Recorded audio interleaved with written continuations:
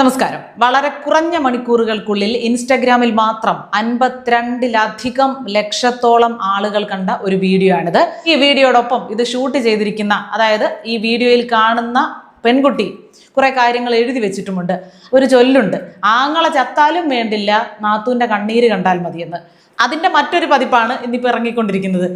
എന്ത് സംഭവിച്ചാലും വേണ്ടില്ല, നമ്മൾ സ്വയം മാറിയാലും വേണ്ടില്ല, സ്വന്തം ജീവിതം ഇനി കോഞ്ഞാട്ടയായാലും വേണ്ടില്ല, മറ്റുള്ളവർക്ക് എന്ത് ദുരന്തങ്ങൾ സംഭവിച്ചാലും വേണ്ടില്ല, നമുക്കിത്തിരി പേര്, പ്രശസ്തി, റീച്ച്, പബ്ലിസിറ്റി ഇതൊക്കെ ആഗ്രഹിക്കുന്നുള്ളൂ.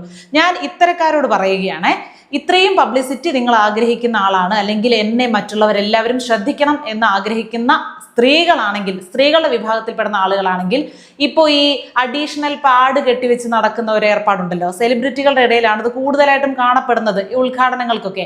ആ രീതി ഇതിനേക്കാൾ നിലവാരമുള്ളതാണ് എന്ന് എനിക്ക് തോന്നുന്നു. അങ്ങനെ കാണിച്ചു കൂട്ടും. അപ്പോൾ കുറച്ച് ആളുകൾ നിങ്ങളെ കുറച്ച് പേരെങ്കിലും ഒക്കെ ശ്രദ്ധിച്ചോളും. പക്ഷേ ഇമാതിരി തെമ്മാടിത്തരം കാണിക്കരുതെന്നാണ് പറയാനുള്ളത്. സ്ത്രീകൾക്ക് നേരെ അതിക്രമം നടന്നാൽ, അതിന് നമ്മൾ സാക്ഷിയാകേണ്ടി വന്നാൽ കൈകെട്ടി നോക്കി നിൽക്കരുത് എന്ന് സ്ട്രോങ് ആയിട്ട് അഭിപ്രായപ്പെടുന്ന ആളാണ് ഞാൻ. ഒപ്പം യാത്ര ചെയ്തിരുന്ന ഒരു മധ്യവയസ്കൻ ഒരു കൊച്ചു പെൺകുട്ടിയുടെ നെഞ്ചിൽ അദ്ദേഹത്തിന്റെ കൈമുട്ടുകൊണ്ട് ഉഴിയുന്ന ഒരു വീഡിയോ, ആ തെളിവ് സഹിതം പുറത്തു വന്നപ്പോൾ ആ മനുഷ്യനെ അങ്ങേയറ്റം വിമർശിച്ച ആളുകളുടെ കൂട്ടത്തിൽപ്പെട്ട ആൾ കൂടിയായിരുന്നു ഞാൻ. അതിനോടൊപ്പം തന്നെ ഒരു അന്യായം, ഒരാളുടെ ജീവനും ജീവിതവും മനസ്സും ഒക്കെ തകർക്കുന്ന തരത്തിൽ ഒരു അന്യായം നടക്കുമ്പോൾ അതിനെ ന്യായീകരിക്കാനും എനിക്ക് കഴിയില്ല. അതിനെതിരെ സംസാരിച്ചേ മതിയാകൂ. സ്ത്രീകൾ ആയുധമാക്കുന്ന പല കാര്യങ്ങളുണ്ട്. അതിലേറ്റവും പ്രധാനപ്പെട്ട ഒരു ട്രെൻഡായി മാറിയിരിക്കുകയാണിത്. ഒരു ഫോണും കൊണ്ട് ഇറങ്ങുക, രണ്ടുപേർക്ക് മാത്രം ഇരിക്കാൻ പറ്റുന്ന സീറ്റിൽ ഒപ്പം ഒരു മധ്യവയസ്കനോ ഒരു വൃദ്ധനോ വന്നിരുന്നാൽ കാര്യങ്ങൾ എളുപ്പമായി സെൽഫ് ക്യാമറ ഓൺ ചെയ്ത് വെച്ച് അതൊന്ന് ഷൂട്ട് ചെയ്താൽ മതി. ആ പെൺകുട്ടി ആദ്യമേ സ്വയം സുരക്ഷിതയായിട്ടുണ്ട്, മാസ്ക് ഒക്കെ ധരിച്ച്. പെൺകുട്ടിയെ കണ്ടാൽ മനസ്സിലാകില്ല, പക്ഷേ കൂടെ ഇരിക്കുന്ന പുരുഷന്റെ മുഖം വ്യക്തമാണ്. ആ വീഡിയോ മിനിറ്റുകളോളം ദൈർഘ്യമുള്ളതായിരുന്നു. അതിലെവിടെയും ആ മനുഷ്യന്റെ കൈയോ വിരലുകളോ മുഖമോ ഒന്ന് ആ പെൺകുട്ടിക്ക് നേരെ അപമര്യാദയോടുകൂടിയല്ല, മര്യാദയോടുകൂടിയാണെങ്കിലും ഒന്ന് അനങ്ങുന്നത് നമുക്ക് ആർക്കും കാണാൻ പറ്റുന്നില്ല. അപ്പൊ എന്താണ് ഇതിലൂടെ ഉദ്ദേശിക്കുന്നത്? ഒരു ചർച്ചയാകണമെന്നാണോ? ചർച്ചയായിട്ടുണ്ട്. ചർച്ചയാകേണ്ട കാര്യങ്ങളെ ചർച്ചയാകുകയുള്ളൂ. 52 ലക്ഷത്തിലധികം പേര് കണ്ടിട്ട് ഒരാളെങ്കിലും പെൺകുട്ടിയെ അനുകൂലിച്ച് കമന്റ് ഇട്ടിട്ടുണ്ടോ, പ്രതികരിച്ചിട്ടുണ്ടോ?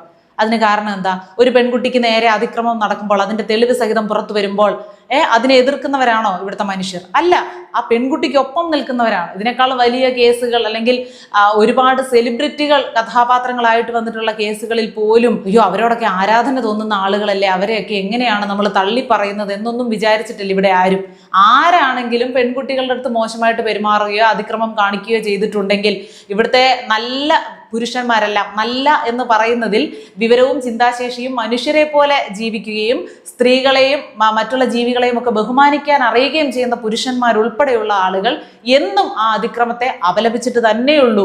പക്ഷേ ഇത്തരം സാധനങ്ങൾ പുറത്തു വരുമ്പോൾ എനിക്ക് ഒരുപാട് സന്തോഷമുണ്ട് കേട്ടോ. കാരണം ഈ വീഡിയോ വിമർശിച്ചുകൊണ്ട്, ഈ പെൺകുട്ടിയെ വിമർശിച്ചുകൊണ്ട് ഒരുപാട് സ്ത്രീകൾ തന്നെ രംഗത്തെത്തിയിട്ടുണ്ട്. കാരണം ഇത്തരം ദുരുപയോഗങ്ങൾ സ്ത്രീകൾ തന്നെ മുൻകൈയെടുത്ത് തടഞ്ഞേ പറ്റൂ. പുരുഷന്മാർക്ക് ഇതിനെതിരെ ഒന്നും സംസാരിക്കാൻ പറ്റില്ല. അതിനൊരു സ്പേസ് കൂടി ഇവിടെ ഉണ്ടാവണം. ഇങ്ങനെയുള്ള ഫേക്ക് വീഡിയോകളൊക്കെ പുറത്തു വരുമ്പോൾ ഈ പെൺകുട്ടിയുടെ മുഖം കാണിച്ചാൽ അവൾക്ക് നഷ്ടപ്പെടാവുന്നത് എന്താണോ അത്രയും തന്നെ ആ പുരുഷനും നഷ്ടപ്പെടാനുണ്ട് എന്ന തിരിച്ചറിവിലാണ് നമ്മുടെ മനുഷ്യത്വം കിടക്കുന്നത്. നിയമവശങ്ങളും മറ്റ് കാര്യങ്ങളും എല്ലാം അവിടെ നിൽക്കട്ടെ. നമ്മൾ ആദ്യം ഒരു പ്രഥമ പരിഗണന നമ്മുടെയൊക്കെ ജീവിതത്തിൽ ധാർമ്മികതയ്ക്കും ന്യായത്തിനുമൊക്കെ കൊടുക്കുമ്പോഴാണ് ജീവിതം കുറച്ചുകൂടി നന്മയുള്ളതാകുന്നത് എന്നാണ് എനിക്ക് തോന്നുന്നത്. നിയമവശങ്ങൾ ഒട്ടേറെയുണ്ട്. സ്ത്രീകൾക്ക് അനുകൂലമായിട്ട് ഇവിടെ നടന്നിട്ടുള്ള നിയമനിർമ്മാണങ്ങളെ കുറിച്ചൊക്കെ എനിക്ക് ഏറ്റവും വേണ്ടപ്പെട്ട ഒരാളുമായിട്ട് കഴിഞ്ഞ ദിവസം കൂടി സംസാരിച്ചതേ ഉള്ളൂ. ഒക്കെ നല്ലതാണ്. ഒന്നും കാണാതെ എടിപിടിയുന്ന പെട്ടെന്ന് അന്തരീക്ഷത്തിൽ നല്ല സ്ത്രീകൾക്ക് അനുകൂലമായിട്ടുള്ള നിയമങ്ങൾ ഇവിടെ വരുന്നത്. ആ നിയമനിർമ്മാണങ്ങൾക്ക് ഒരുപാട് കടമ്പ കടന്നു വരുന്നതാണ്. ആ നിയമങ്ങൾ അത്യാവശ്യമാണ് എന്ന ഘട്ടത്തിലാണ് അവർ നിലവിൽ വരുന്നതും. പക്ഷേ അതേസമയം തന്നെ അത് ദുരുപയോഗം ചെയ്യാനുള്ള സാധ്യത ഈ നിയമനിർമ്മാണത്തിലൂടെ ഉണ്ടാകുന്ന അല്ലെങ്കിൽ പ്രതീക്ഷിക്കുന്ന നന്മകളെക്കാൾ ഒരുപാട് ഇരട്ടിയാണ്. ഇങ്ങനെയുള്ള തോന്നിയാസങ്ങൾ തുടർച്ചയായിട്ട് സംഭവിക്കുമ്പോൾ ഉണ്ടാകുന്നത് എന്താണ്? അർഹതപ്പെട്ടവർക്ക് കൂടി ആ പരിഗണനകൾ ലഭിക്കാതെ വരുന്നു. നാട്ടുകാരെ പറ്റിക്കാൻ വേണ്ടി പുലി വരുന്നേ എന്ന് എന്നും അലറിക്കരഞ്ഞ ആ കുട്ടി അവസാനം പുലി യഥാർത്ഥത്തിൽ വന്നപ്പോൾ എന്താണ് ആ കുട്ടിക്ക് സംഭവിച്ചതെന്നൊക്കെ നമ്മൾ കഥയിലൂടെ അറിഞ്ഞിട്ടുണ്ട്. എന്ന് പറഞ്ഞതുപോലെ തന്നെ നമ്മൾ നിരന്തരം നമ്മുടെ ഏതെങ്കിലും ഒരു സ്വാർത്ഥ ലാഭത്തിന് വേണ്ടിയോ അല്ലെങ്കിൽ നമ്മുടെ നിസ്സാരമായിട്ടുള്ള കൗതുകങ്ങൾക്ക് വേണ്ടിയോ നമ്മുടെ വിവരദോഷത്തിന്റെ പേരിലോ ഒക്കെ ഇത്തരം കാര്യങ്ങൾ ചെയ്തു കൂട്ടുമ്പോൾ പിന്നീട് ഗൗരവമുള്ള ഒരു വിഷയം ഇതേപോലെ തന്നെ സമൂഹത്തിൽ ഉടലെടുക്കുകയാണെങ്കിലും ഇത് കാണുന്ന ജനങ്ങൾ പഴയത് കണ്ടതുപോലെ തന്നെ ഇതിനെ സമീപിക്കുകയുള്ളൂ. അതൊരു വലിയ ദ്രോഹമല്ലേ മറ്റുള്ള ആളുകളോട് ചെയ്യുന്നത്, അല്ലെങ്കിൽ നമ്മളോട് തന്നെ നമ്മൾ ചെയ്യുന്നത്. ഇത്തരം വിഷയങ്ങളിൽ ഞാൻ കൈകാര്യം ചെയ്ത് സ്ത്രീകളുടെ ഭാഗത്തുള്ള തെറ്റുകൾ കൃത്യമായിട്ട് ചൂണ്ടിക്കാണിക്കുന്നതും അതിനെ വിമർശിക്കുന്നതും പുരുഷന്മാർക്ക് അതിനുള്ള കൃത്യമായിട്ടുള്ള സ്പേസ് ഇവിടെ ഇല്ല എന്നുള്ളത് കൊണ്ടാണ്. പുരുഷന്മാർക്കെതിരെ പെട്ടെന്ന് വകുപ്പുകൾ ചാർത്തിക്കൊടുത്ത് ഈ സ്ത്രീകൾക്ക് കേസിന് പോകാൻ കഴിയും. സ്ത്രീകളാകുമ്പോൾ അത്രയും വലിയ പ്രശ്നം വരുന്നില്ല എന്നുള്ളത് കൊണ്ടാണ്. പിന്നെ ഒരു കാര്യമുണ്ട്, ഇപ്പോൾ പൊതുഗതാഗത സംവിധാനങ്ങളിലൊക്കെ യാത്ര ചെയ്യുമ്പോൾ ഇപ്പോൾ 2 പേർക്കൊക്കെ ഇരിക്കാൻ പറ്റുന്ന സീറ്റാണെങ്കിൽ അതൊരു പുരുഷനും ഒരു സ്ത്രീയുമാണ് ഇരിക്കുന്നതെങ്കിലും 2 സ്ത്രീകളും 2 പുരുഷന്മാരുമാണ് ഇരിക്കുന്നതെങ്കിലും ഒരാളുടെ ശരീരത്ത് ചെറുതായെങ്കിലും ഒന്ന് തട്ടാതെ ഒരാൾക്ക് ഇരിക്കാൻ പറ്റില്ല. അത് ഇഷ്ടമില്ലാത്ത ആളുകൾ കാണും, അല്ലെങ്കിൽ മറ്റൊരാൾ സ്പർശിക്കുന്നതിൽ വളരെ അസ്വസ്ഥതയുള്ള ആളുകൾ കാണും. എന്നെ സംബന്ധിച്ച് എനിക്ക് വലിയ ബുദ്ധിമുട്ടാണത്. മറ്റൊരു പുരുഷനൊപ്പം ഇരിക്കുമ്പോൾ ഇത്തിരി തിങ്ങിയിരിക്കുക, അവരെ അറിഞ്ഞല്ല കേട്ടോ, അവർ ചിലപ്പോൾ അറിയാതെ, മനുഷ്യരല്ലേ, ചിലപ്പോൾ ബസ് അങ്ങോട്ടോ ഇങ്ങോട്ടോ ഒക്കെ പോകുമ്പോൾ അവരുടെ ശരീരം നമ്മുടെ ശരീരത്തിൽ തട്ടിയെന്ന് വരും. അങ്ങനെ ഇരിക്കുമ്പോൾ എനിക്കൊരു ബുദ്ധിമുട്ടുണ്ടാകാറുണ്ട്. അതുകൊണ്ട് ഞാൻ എന്ത് ചെയ്യണം? ഞാൻ അവരെ കുറ്റം പറഞ്ഞിട്ട് കാര്യമുണ്ടോ? ഞാൻ പൊതുഗതാഗത സംവിധാനങ്ങൾ പരമാവധി ഒഴിവാക്കണം. KSRTC ബസ്സിൽ 2 പേരിരിക്കുന്ന സീറ്റിൽ കയറി ഇരിക്കാതിരിക്കണം. അല്ലെങ്കിൽ എന്ത് ചെയ്യണം? അങ്ങനെ യാത്ര ചെയ്യേണ്ടി വന്നാൽ എൻ്റെ ഒപ്പം ഒരു പുരുഷനോ അല്ലെങ്കിൽ മറ്റാരെങ്കിലുമോ വന്നിരിക്കുന്ന സാഹചര്യം ഉണ്ടായാൽ ഞാൻ അവിടെ നിന്ന് എഴുന്നേറ്റ് നിൽക്കണം.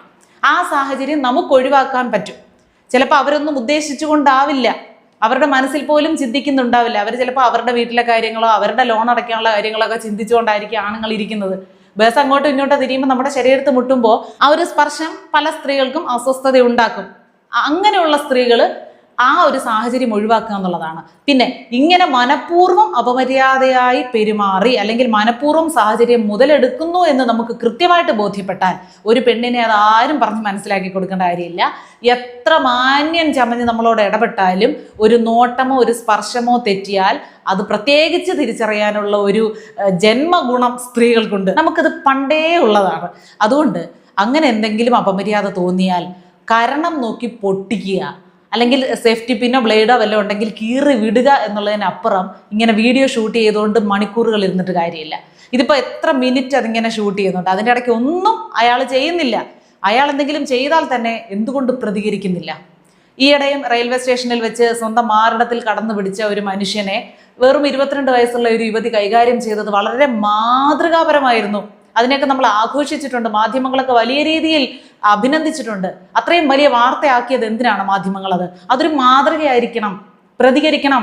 അപമര്യാദയോടെയാണ് ഒരുത്തൻ പെരുമാറിയതെങ്കിൽ കൃത്യമായിട്ട് തിരിച്ചവൻ്റെ അടുത്ത് പ്രതികരിക്കുക. അതിന് സമൂഹവും നിയമവും നീതിപാലകരും എല്ലാം നമുക്കൊപ്പം ഉണ്ടാകും, എല്ലാ മനുഷ്യരും നമുക്കൊപ്പം ഉണ്ടാകും എന്ന് പറയുകയായിരുന്നു എന്ന സന്ദേശമാണ് ആ വാർത്ത തന്നത്. പക്ഷെ ഇങ്ങനെ മുതലെടുപ്പുകൾ നടത്തരുത്. അയാൾക്കും ഒരു കുടുംബമുണ്ട്, ചിലപ്പോൾ പെൺമക്കളുണ്ടാവാം, സഹോദരിമാരുണ്ടാവാം. നമ്മുടെ അടുത്ത് ഒരാൾ തെറ്റ് ചെയ്യാതെ അയാളെ തെറ്റുകാരനാക്കിയാൽ ഒരു ദിവസം സമാധാനമായിട്ട് നമുക്ക് ഉറങ്ങാൻ പറ്റുമോ? ചിലപ്പോൾ ഈ പെൺകുട്ടിയുടെയൊക്കെ വിവരമില്ലായ്മ കൊണ്ടായിരിക്കാം. ഞാൻ എന്നും പറഞ്ഞു മടുത്തല്ലോ, എന്തെങ്കിലുമൊക്കെ കാണിച്ചു കൂട്ടി ഞാൻ എല്ലാവരാലും ശ്രദ്ധിക്കപ്പെടണം, വാർത്തകളിൽ ഇടം നേടണം, സോഷ്യൽ മീഡിയയിൽ താരമാകണം, കുറേ ഫോളോവേഴ്സ് ഉണ്ടാകണം. ആ ഒരു ചിന്തയിൽ മാത്രം നിങ്ങൾ മുന്നോട്ട് പോയാൽ തീർന്നു. നിങ്ങളുടെയൊക്കെ ജീവിതം നരക തുല്യമായിരിക്കും. ജീവിതത്തിൻ്റെ ലക്ഷ്യം ഇതൊന്നും അല്ല. സോഷ്യൽ മീഡിയയിൽ 1 മില്യൺ ഫോളോവേഴ്സ് ഉണ്ടാകുക എന്നുള്ളതല്ല ജീവിതത്തിൻ്റെ ലക്ഷ്യം എന്നുള്ളത് മനസ്സിലാക്കുക.